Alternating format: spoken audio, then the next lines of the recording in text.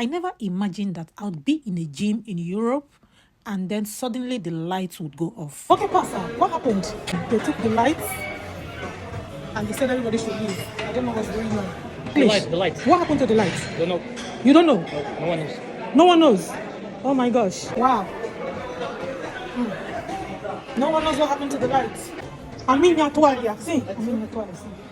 Okay. So we have to leave. Well, it happened. And at first, it seemed like a regular power cut, but then things began to spiral. The gym staff asked everyone to leave the gym. But it was when we got downstairs we realized that it wasn't just the gym, but that the whole mall was being evacuated. The shops, the salons, the restaurants, everyone was being evacuated. And then, boom. Did I just hear there's no light in the whole country? Oh my gosh. Whoa, no light in the whole country? It's unbelievable. In the whole country? I don't understand. We've just been told that there's no light in the whole country, What's going on? This is the story of what went down on the 28th of April. Apparently, it didn't just affect Portugal. It affected other parts of Europe, like Spain, part of France, part of Belgium, Italy, and even Morocco. Wow, it felt like a scene from a movie when it happened. But well, this was real life in Europe. This incident is full of teachable moments, deep insights, and powerful messages that I believe everyone can resonate with. Do you know what it means for the transportation system to be down in the whole country? Prior to that day, there had been an announcement that there was going to be minimal transportation because they were going to go on strike. And then this happened. No transportation, communication was down, there was no internet, no telephone services, no commercial activities. The malls were shut. No supermarkets were all shut. The banks couldn't function. Schools were shut, were evacuated. Hospitals. I wonder how they survived. But at some point, they had to put on generator and solar to power the essential sides of activities, if you know what I mean. The emergency and all that. There was no water. There was no water. Water was no longer flowing. Someone even begged me for water to drink. We later saw a lot of people going around to go get water. And that was when it clicked that, wow, we have to also go and get some water and some essential, items for the house. We were like, see, Portuguese people, they're all carrying water about. What's going on? So that was when we had the wake-up call to go quickly get some things as well, because they are the natives. They know better. If they are going about to shop, to stock up, what am I going to be sitting at home doing? I should also go and do the same. But by the time we got to the supermarket, we realized that they were locked, they were shut. There was just one that was functional, filled with police officers, just to bring some calm to the chaos that was going on within the supermarket. It was horrible. There were people whose houses were not so far away from the supermarket because of so much water that they had bought. They didn't want to take some there, come back, because by the time you go and come back, you will not find the water again. So for those people, we had to help them to deliver the water. Even my language classes, I couldn't attend for 2 days because there was no water running at the facility. Yeah, you can imagine. Everything that happened just reminded me of COVID. It was horrible. It was a horrible experience. We had to go do panic buying. We had to drive all the way to my son's school to pick him up. But then when we got there, we didn't find him at home. We went to the school, looked around, we didn't find him. It's a university, so why are you going to even start looking? And then we couldn't call him, couldn't reach him on the phone, couldn't reach him on the internet. We went back to the house, he wasn't still there. Anyway, that was how we navigated the day.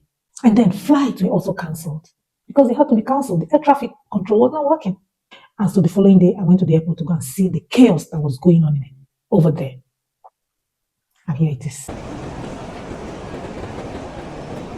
You could make it past the chaos quickly only if you had priority boarding.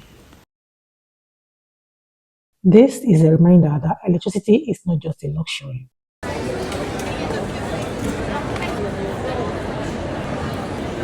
It is actually the foundation of everything we do today in the world. And so for third world countries that have not really enjoyed the beauty of electricity, they might not be able to relate because you can only miss what you've had before. And this brings me to another topic. I'm also actually worried about what could go wrong if anything should happen to AI. I'm just trying to imagine the disruption that would happen if anything should go wrong with AI. Food for thought. In the course of this problem, I kept listening to the news in Portuguese. Like you guys know, I'm taking my Portuguese classes seriously, so I'm also listening to the news. So I was able to pick some information, and they said something about a cyber attack, or it wasn't confirmed. I'll read a bit of what Euronews says happened on that day. They said the cause is not yet clear, but some domestic media said it might be related to issues with the European electric grid, which affected national grid in the Iberian Peninsula.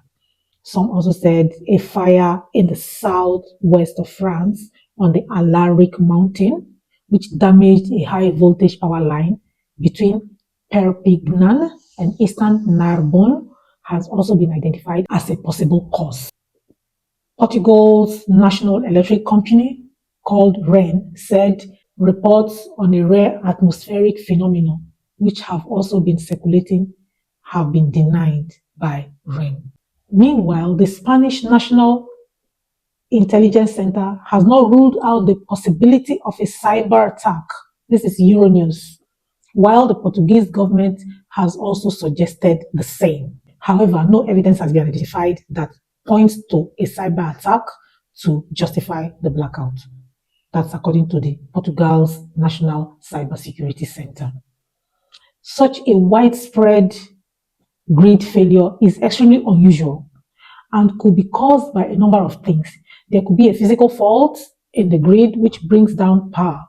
A coordinated cyber attack could be behind it, or a dramatic imbalance between demand and supply has tipped the grid system over the edge. Anyway, so this is what the news says so far. So I want to read the last part. If it's a system fault, then the interconnectivity between different regions and national grids could be leading to the large footprint of outages we are seeing today. The same goes for cyber attack. Lots of these systems are connected and share assets. Taking down one could take down many. Back home, aside the water that was not running, I also had items in the fridge, freezer that I needed to protect. And something like ice cream, you have to just bring it out and consume. They just broke like that, and everybody is happy. Everybody's screaming. Woo! Like the up NEPA. Wow.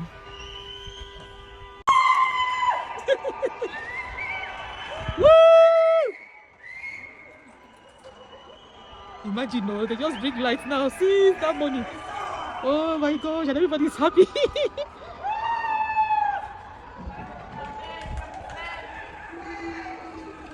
Wow.